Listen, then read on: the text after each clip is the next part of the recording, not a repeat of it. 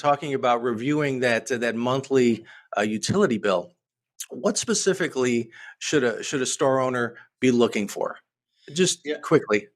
So, you have some utility bills that, might be 3 or 4 lines long, and then you might have some utility bills that are 30 or 40 lines long because of all the different fees and charges that they're charging you for. But traditionally, what we tell a customer to look out for is an energy price or a PGA, which stands for price gas adjustment. It's like a utility term Okay. for the cost of your gas.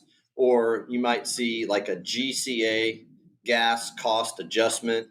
These utilities like to use these acronyms and these hard things sometimes to make you, Right. maybe, not fool you, but, if you don't understand what it is, you're probably just going to say, okay, I'm getting Right. my service. When I flip the switch, my lights come on. And when I turn the dryers on, the dryers go. So as long as the natural gas, electricity is still coming, that's one of the first bills that gets paid every month, right?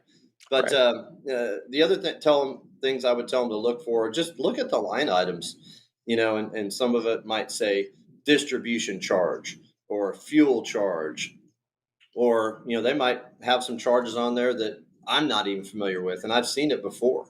These utilities have a crafty way of collecting money, is Right. how I like to say it, and now you're going to see a lot of stuff that's aimed at going green, and these utilities are having to accept these costs to make their infrastructure more susceptible to going green and carbon free and all these types of things. So, Right.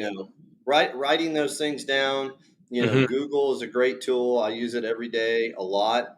Hmm. If I don't understand something, so there's a lot of different ways to kind of find that information out. Right. Certainly do your homework. Yeah, Absolutely. 100%. Well,